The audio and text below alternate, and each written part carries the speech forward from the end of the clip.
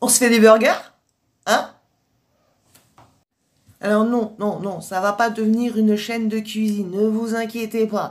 C'est que bon, j'ai quelques recettes et bon, je me suis dit, si je peux rendre service à certaines personnes, ça fait économiser quelques sous, hein.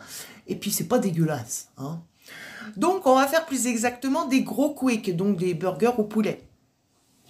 C'est super bon. C'est super bon. Donc je vous dis les ingrédients qu'il faut vite fait. Les ingrédients, il nous faut de l'huile, pas compliqué, de l'origan, du paprika doux, du poivre, du sable, un oignon, un burger, salade, bien sûr, c'est pour la garniture, tout ça.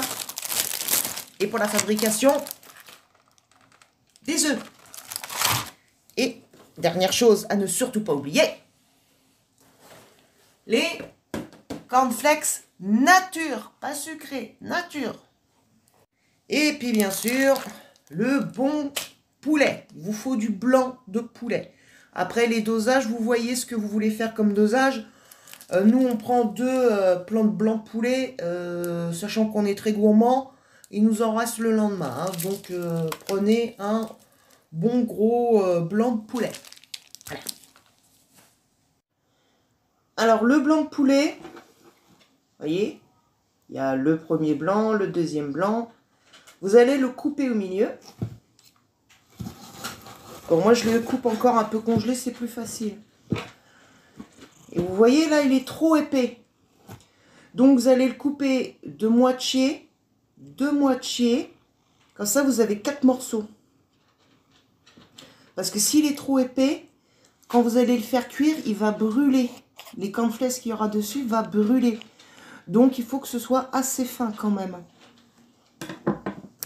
Donc, voilà, vous devez obtenir des petites tranches comme ça. Donc, moi, j'ai dû le couper en 3 parce qu'il était vraiment très, très, très épais. Franchement, vu le prix...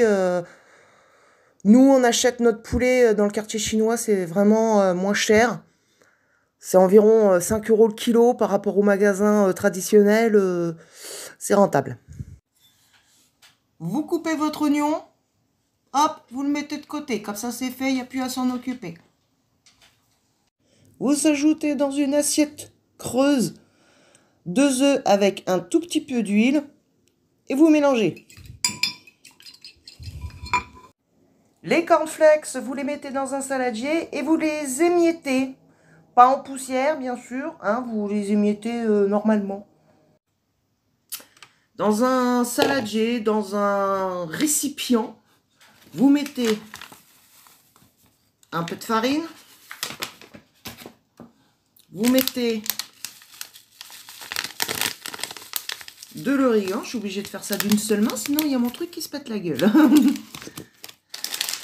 Vous mettez du paprika, une bonne dose. Et notre cher poivre, un sable. Et vous mélangez. Donc pour la préparation, on a besoin de nos œufs bien remués, de notre farine avec le paprika, l'origan, le poivre et le saladier de cornflakes émietté. Vous avez 2 mains. Vous en choisissez une qui va aller dans les cornflakes et une qui va aller dans l'œuf et la farine. Oui, il faut se salir les mains. À la fourchette ou vous allez avoir du mal. Pourquoi? Parce que si vous prenez la même main pour faire l'œuf, la farine, les cornflakes, vous allez avoir des gros pâtés au bout des doigts, vous n'allez plus rien attraper. Et en plus, vous allez mouiller vos cornflakes et là, c'est poubelle. On va en faire une ensemble et puis on se retrouve juste après. Donc, on va en faire une ensemble. Vous prenez votre morceau de poulet, vous la trempez dans l'œuf. Moi, je garde toujours une fourchette à portée de main, si jamais. Voilà. On laisse égoutter l'œuf. Parce que pour avoir les grands filaments, c'est pas top. vous le trempez dans la farine. Pour que les cornflakes collent à votre machin, vous retrempez dans l'œuf. Et une fois que c'est bien trempé, alors, vous avez ça. Voilà pourquoi je vous dis de pas vous tromper de main. Vous la mettez dans les cornflakes, vous changez de main et vous le retournez, vous appuyez comme un malade pour que les cornflakes se collent au poulet.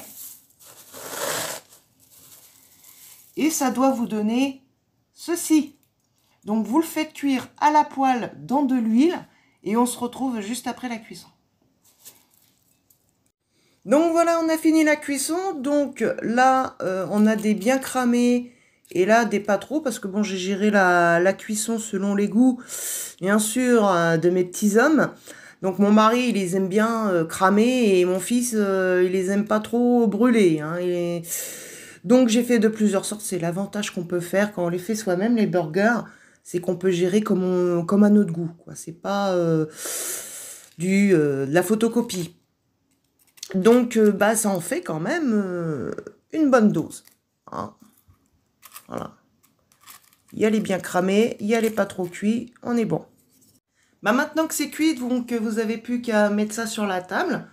Donc moi je fais tout séparé comme ça, il y a chacun qui fait sa tambouche, chacun son mélange. Je mets le poulet, la salade, les burgers, tout séparé. Et chacun fait son petit burger préféré. Donc mon fils, il adore ça, il mange ça depuis très longtemps.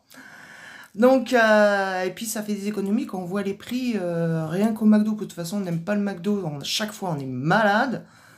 Donc, non, c'est très, très, très, très rentable. Donc, là, il y en a une bonne dose. Donc, si vous reste du poulet, ce que vous pouvez faire, c'est, moi, je fais une salade avec une petite vinaigrette chinoise.